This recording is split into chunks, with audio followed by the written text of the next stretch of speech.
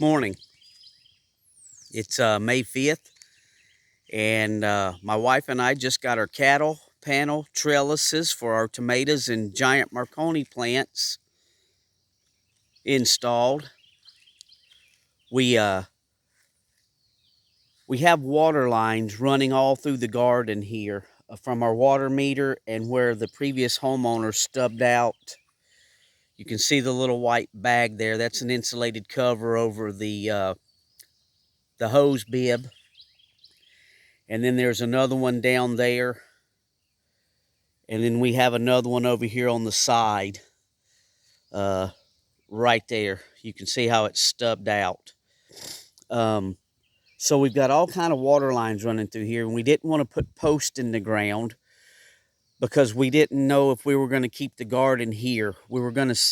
This is our first year down here. We've only been down here 4 months, so we got all this started this year, and we went to Lowe's. We got some 5-gallon buckets, and we've got some 6-foot T-post and some 16-foot cattle panels. The 5-gallon buckets and the 80-pound bags of concrete, one 80-pound bag of concrete in each 5-gallon bucket, and it fills it up. And to that, we added 3/4 of a gallon of water, and then we let them sit over here in our driveway. We had to make a level spot to when we installed the post in the bucket and poured the concrete in so that when it's set up level. Now this ground is not level, but we leveled it up the best we could. But the T-post and the buckets are level because we found, I took a landscaping block and leveled it both ways, and then that's what we poured the concrete in the bucket, put the T-post in, and plumbed them from both sides, this side and this side. So we've got 6. This is a 12-foot row. So there's 3 buckets, one on each end and one in the middle, holding the cattle panel up. It's pretty solid too. And these tomatoes, these are Halcinators and Black Brandywines. And they're in 25-gallon containers we got from our local nursery. And let me see, show you the price tag there if I can get it. We paid if it'll focus, $12 a piece for these 25-gallon containers. And when we had our giant Marconis in the ground back home, these pepper plants, they outgrew our cages. And when we had our Halcinator tomato plants back home, they outgrew our cages by about 2 feet. And I was constantly trying to stake them up. It was just a pain. So we've got these cattle panel fences here, and to the top here, we're going to go back to Tractor Supply. The cattle panels came from Tractor Supply, and the T-posts came from Tractor Supply because they were cheaper than Lowe's. And the buckets and the concrete came from Lowe's because it was cheaper than Tractor Supply. So fortunately for us, they're right down the road from each other, so we didn't have to go really out of the way.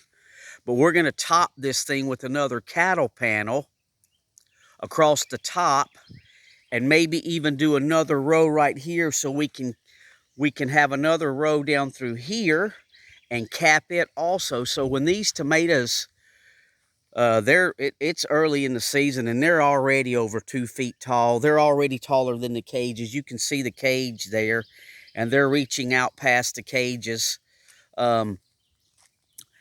We're going to put a cattle panel across here. That way I can tie these limbs up and they can just grow up through the cattle panel, and that'll support them. And we can also lay some shade cloth across the top of this cattle panel once we get it installed on top. I've got 2 pieces left over from cutting these down that I've wired together, so that's probably going to go across here for now until we can get to the store and get us a couple more panels and a couple more buckets. We're going to need 3 more buckets, a couple more T-posts, 3 more T-posts, and some bags of concrete. But that's how we trellised our tomatoes up, because these things, Lord willing, they make it. They get extremely large on the plants, and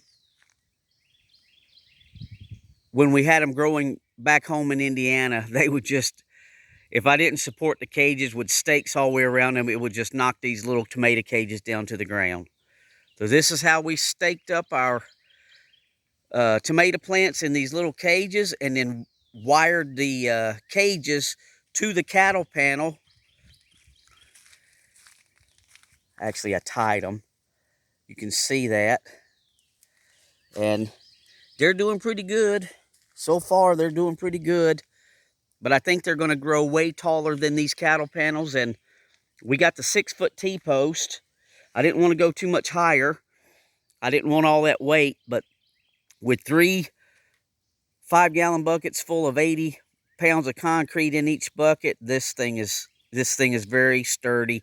And once we wire the one across the top, it's going to be even more sturdy. And here's our little trellis we made just out of sticks for our 2 cucumber plants. Our friend gave us these cucumber plants, and we didn't have any bigger pots, so we planted them in these little pots because we didn't know if they were going to make it. And then they took off, so we put a tomato cage in each one of those.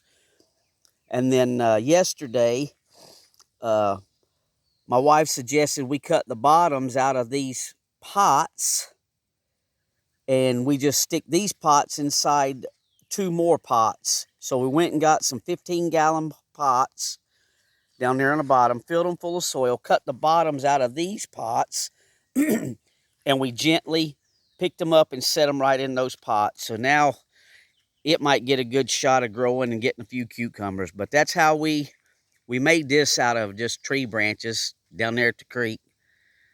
We just went down there and took some limbs off some old trees, and this is actually a little thing how the Indians used to smoke their fish over their fires. They would build a little rack like that and hang their fish right over the rack, and then build a small fire underneath it and smoke their fish and their meat, their game meat. So that's what we did here, and they're doing pretty good. But this is about the cattle panel and the T-post for the tomato cages, to help the tomato cages support these plants. And we're going to go back and make another row right here, and then we're going to lay a cattle panel across each top, and that way we can shade cloth them. Lord willing, they make it. Thanks for watching.